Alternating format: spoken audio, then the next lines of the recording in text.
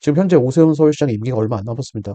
얼마 안 남았음에도 불구하고 여태까지 신속통합기획이나 모아타운 서울시에 많이 깔아놨죠. 깔아놨는데 사실상 진행이 되거나 뭔가 가시적인 성과를 보이는 곳이 별로 없죠. 그래서 지금쯤은 뭔가 성과를 내야 하는 그런 상황입니다. 그런데 지금 신임 국토부 장관이 노후계획도시의 재건축과 노후저층주거지의 재개발 사업 이거 활성화하겠다고 했어요. 결국은 서울시도 여기에 숟가락 얹는다고 보시면 됩니다. 얹게 되면 어떤 효과가 있죠? 네.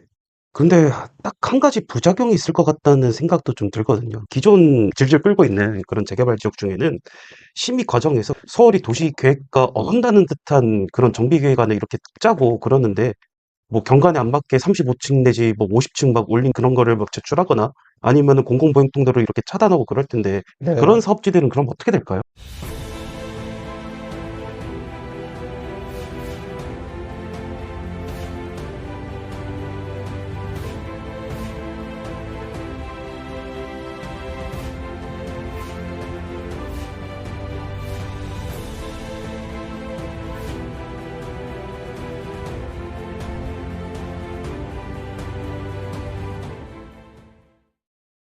안녕하세요. 사강파파입니다. 안녕하세요. 탱크맨입니다. 자, 오늘의 만담입니다. 저희 40대 회원님께서 올려주신 서울시 보도자료입니다. 서울시 모든 정비사업 통합심의하겠다. 그래서 결국은 재개발, 재건축 사업 속도를 빠르게 높이겠다입니다.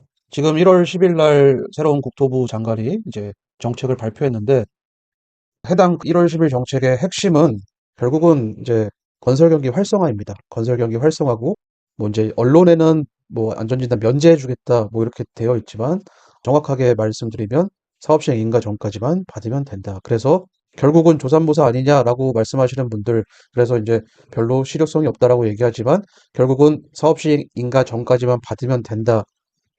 의미가 뭐죠? 결국은 기존의 엄격한 잣대로 안전진단을 승인해주는 그런 기준이 많이 완화가 되고 결국은 이제 요식행위로 될 가능성이 상당히 높다라고 말씀을 드렸습니다. 그 이후에 서울시도 절차를 간소화해서 정비사업의 속도를 높인다라는 발표를 하죠. 지금 이제 통합심의를 하겠다 해가지고 결국은 이제 정비사업의 속도를 높이겠다는 건데 이 방식이 뭐죠? 사실상 신속통합기획이죠. 그래서 결국은 이제 국토교통부 중앙정부와 발맞춰서 한번 해보겠다라고 지금 하고 있는데 내용을 좀 보면은 서울시 모든 정비사업 통합심의 본격 시행하겠다 하면서 그 밑에 사실은 조합 설립 인가되고 사업 시행 인가 전까지 많은 심의를 받아야 됩니다. 뭐 교육영향평가, 교통영향평가, 환경영향평가 기타 등등의 평가를 많이 받아야 되는데 이러한 많은 심의들을 개별적으로 받게 되면은 어떤 현상이 발생하냐면 돈이 많이 듭니다. 용역 개별적으로 용역을 다 줘야 되기 때문에 돈이 많이 들고 두 번째로 만약에 하나하나 각계 항목을 심의하다가 갑자기 경과에서 막혀버려요. 그러면 이제 네. 그다음부터는 어떻게 되죠? 스톱하는 거예요. 절차가 진행되지 않아요. 그 경관 관련돼서 뭔가 문제가 해결되지 않는 이상은 스톱된다. 그럼 어떻게 돼요? 사업이 지지부진해진다. 그런데 그 다음 줄에 뭐라고 하죠? 그래서 원스톱 심의 체계를 구축하겠다라고 얘기를 합니다. 이게 뭐예요? 통합된 심의를 하겠다. 그러면 결국은 개별적으로 심의했을 때는 하나가 막히면 다른 심의가 스톱된다. 결국 시간이 많이 걸리게 된다. 근데 통합적으로 심의를 한다면 어떻게 되죠? 하나의 항목이 문제가 있어도 예를 들어서 뭐 교통 관련된 항목이 문제가 생겼어요. 그래도 나머지 항목이 괜찮다면 그러면 진행해도 된다. 그 방향으로 갈 가능성이 상당히 높습니다. 우리가 오늘 하나의 보도자료를 보는데 사실 이게 많은 의미가 담겨 있어요. 왜 하필이면은 오세훈 서울시장이 이런 정책을 했느냐?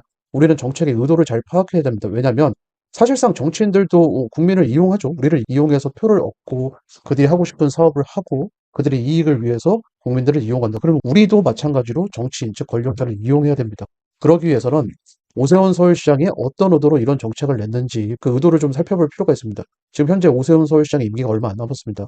얼마 안 남았음에도 불구하고 여태까지 신속통합기획이나 모아타운 서울시에 많이 깔아놨죠. 깔아놨는데 사실상 진행이 되거나 뭔가 가시적인 성과를 보이는 곳이 별로 없죠. 그래서 지금쯤은 뭔가 성과를 내야 하는 그런 상황입니다.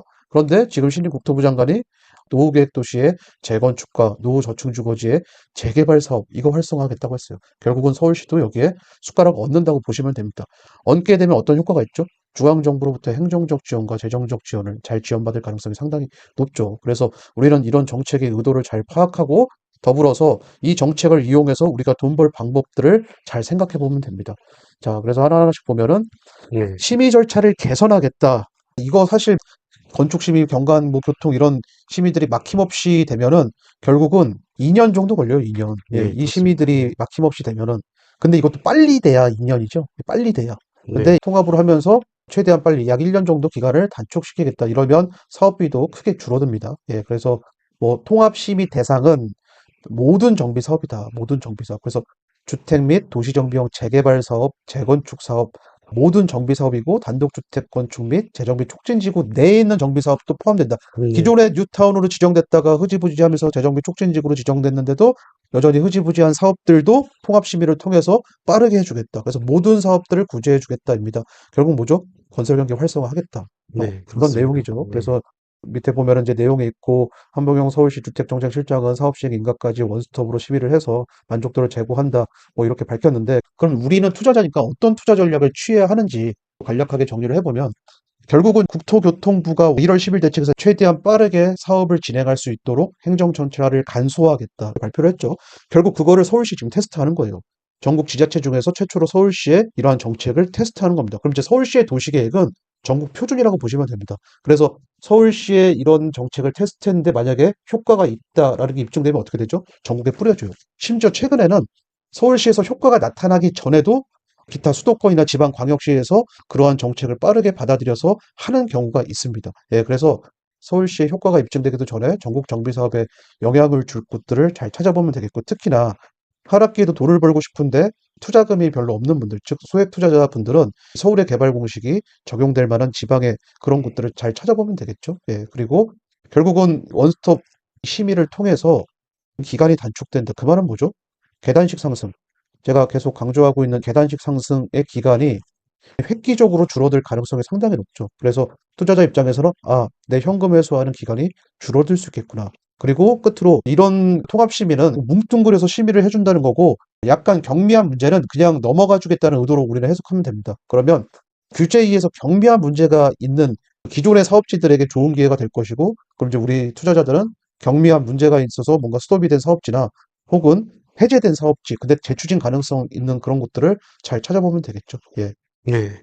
근데 딱 한 가지 부작용이 있을 것 같다는 생각도 좀 들거든요. 부작용이 어떤 거냐면은 기존 질질 끌고 있는 그런 재개발 지역 중에는 심의 과정에서 서울이 도시계획과 어긋나는 듯한 그런 정비계획안을 이렇게 짜고 그러는데 뭐 경관에 안 맞게 35층 내지 뭐 50층 막 올린 그런 거를 막 제출하거나 아니면은 공공보행통로를 이렇게 차단하고 그럴 텐데 그런 네. 사업지들은 그럼 어떻게 될까요? 안 끌고 가는 거죠. 제가 저번 시간에도 말씀드렸지만 예산에는 한계가 있다. 그런 애들 다 끌고 가줄 수 없다. 권력자 입장에서 잘 생각해 보세요. 임기는 한정되어 있어요. 그 한정된 임기 내에서 뭔가 성과를 이뤄야 돼요. 그러면 말 잘 듣는데 위주로 끌고 갈 가능성이 상당히 높아요. 내 말이 먹히는 지역 위주로 끌고 갈 가능성이 상당히 높습니다. 지금 소위 서울 내에서 최상 입지라고 본인들이 생각하는 강남권 재건축 예정인 아파트들 어떻죠? 인센티브 주고 해보자라고 서울시가 제안해도 거절하죠. 본인들의 명품 아파트 만들겠다고. 결국 그런 데들은 안 끌고 갈 가능성이 높은데 예전에 그랬습니다. 이촌동 그 라인들이 몇십 년 동안 서울시가 뭔가 좋은 제안을 했는데도 거부하면서 뭐랄까 좀 팽당하는 내쳐지는 그런 전례가 있습니다. 그래서 서울시 입장에서는 어디를 개발하든 본인의 업적으로 삼을 만한 곳 빠르게 있으면 좋은 거니까 결국은 오세훈 서울시장은 다 끌고 가지 않을 가능성이 상당히 높고 그리고 본인의 말을 안 듣는 것들은 어떻게 할까요? 보복할 가능성이 있어요. 실제로 보복당한 지역들이 있죠. 끝까지 토지거래 허가구역 풀어주지 않고 그런 전례가 있기 때문에 제가 볼 때는 그렇게 꼼수를 부린다? 결국은 응징당할 가능성도 있다. 그리고 내쳐질 가능성도 상당히 높다. 이겁니다. 현명한 조합이라면 정비사업은 속도 싸움이기 때문에 그래야 추가 분담금이 줄어들거든요. 그래서 결국은 현명한 조합은 적절한 시점에서 타협을 해가지고 최대 이익을 볼 수 있는 인센티브를 받고 내줄 건 내주고 이런 식으로 사업을 하는 게 현명한 조합이겠죠. 자, 네, 그렇습니다. 그렇게 정리될 수 있을 것 같고요. 어쨌든 1월 10일 대책 외에 서울시가 발빠른 행보를 보이고 있어서 네. 놀랍습니다. 가장 빠르죠. 네. 그래서 전국 표준이라고 보시면 되고, 이거 분명히 효과 있을 겁니다. 그리고 특히 광역시나 네. 수도권, 인천이나 뭐 이런 데는 서울과 마찬가지로 노후 계획 도시들이 상당히 많습니다. 일자리가 풍부한 동네는 그 옛날 계획 도시를 만든 곳들이 되게 많아요. 근데 광역시나 수도권은 일자리가 풍부하잖아요. 그래서 그런 곳들 잘 노려볼 만합니다. 꼭 굳이 서울 재건축을 사지 않아도 돼요. 지금 밀어주고 있으니까 내 자금에 맞는 지역 들어가서 지금 쉽게 지금 한 포인트를 먹을 수 있는 기회거든요. 그걸 잘 노려보시면 되겠습니다. 네. 자, 오늘 만남 여기까지 하겠습니다. 감사합니다.